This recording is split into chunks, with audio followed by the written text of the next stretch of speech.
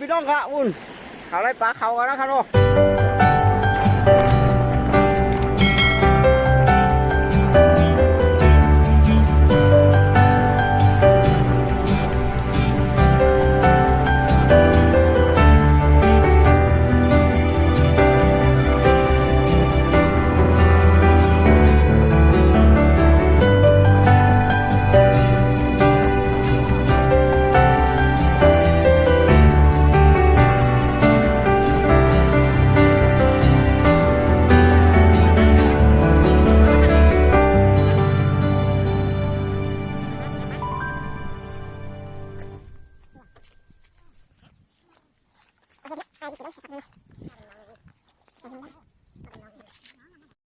เอาพี่น้องเดี๋ยวลองใส่ปลากันนะครับเนาะ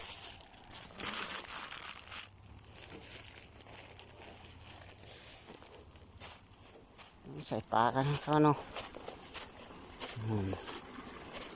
นี่ครับพี่น้องลงอ่ะอุ่นแต่โอ้ย ขาลมลุกเจนลายของมัว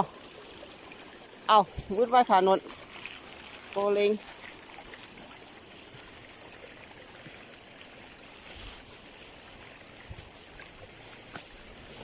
โอ้ย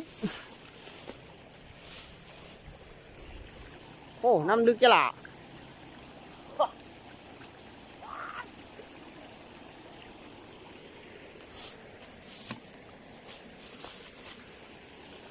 น้ำลึกจะหล่ะเนียงฮอนเนียงน้ำตื่นไอ้เนียงน้ำตื่นเนี่ยมันจะฮะน้ำลึกจะหล่ะ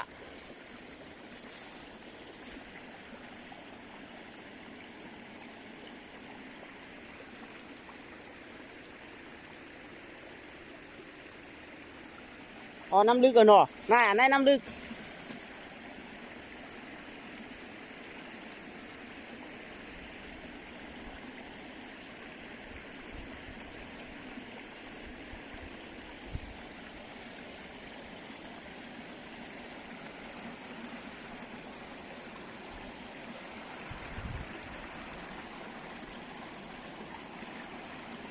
ครับพี่น้องยังครับเนาะ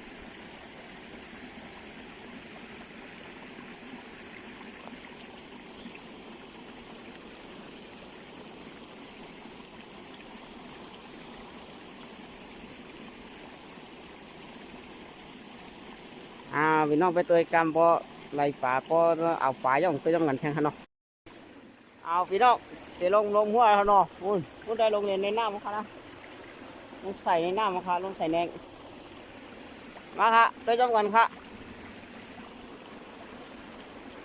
พี่น้องเริ่มไล่ป่าเลย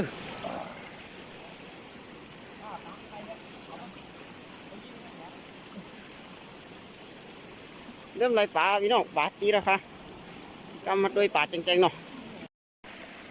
เอาพี่น้องค่ะลงน้ำมาค่ะได้ทั้งป่าได้ทั้งหอยค่ะเนาะโอ้ยอ๋อลึกก่อหอยครับพี่น้องหอยอะไรคะนะอะไรคะดิหอยใหญ่หอยเล็กนี่เขาตายได้ฮะโอ้นี่ค่ะเอาหอยกันเนาะบางเดียวปลา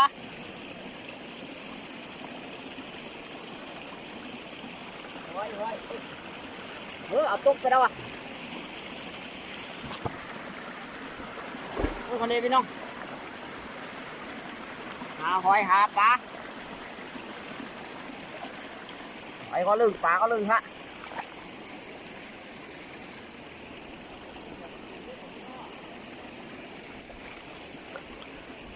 โซปลาอิน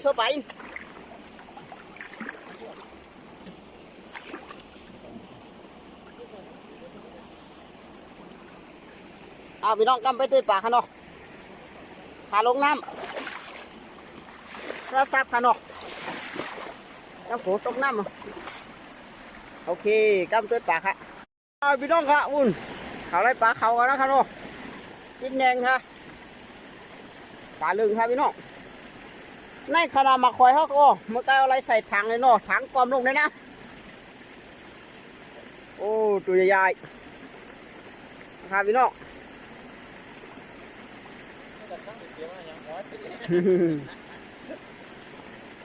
อ้าวกำเดี๋ยวนำไปหือกันเนาะไปตัวจำกันกันเนาะอ้าวพี่น้องเก็บแนงค่ะเนาะเสียไอตีค่ะปีในมันลึกนะเนาะแนงมันถึงปื้นฝาได้เลยนะพี่น้องแนงมันชันเปิกปอดนะครับเนาะมันถึงปนน้ำเลยฝาได้เลยครับพี่น้องฝายหอยค่ะเนาะพาได้ออกขึ้นมาหอยค่ะนะนี่ขนาดมาหอย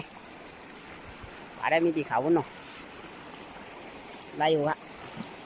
แต่ไม่ได้น้ำค่ะนะแนงมันปอดนะครับตึกหลายๆตัวมันค่ะเนาะแนงปอดน่ะน้ำมันลึกนะคะ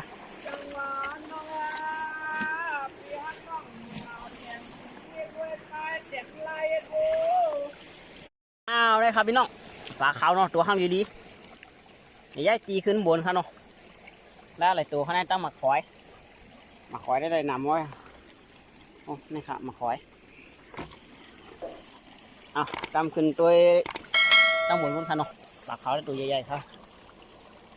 เอานี่ครับพี่น้องมาถึงแล้วครับเนาะไหลข้างในครับปลาน้ำมันลึกนะคะเนาะหอยได้ใครไรนำไว้หอยได้ปีไอปีโน้นเหมือนก้นเมื่อเฮ็ดค่ะเนาะในขณะปลาขาวได้ตัวข้างดีนะเดี๋ยวมันไหลอีพี่น้องน้ำลึกนะคะเขาได้3 ตัวนะเอาค่ะเอาเกียกเนี่ยก็ติดตามมันครับพ่องนะใจติดตามกดไลค์กดแชร์มันครับพ่องยินจมค่ะ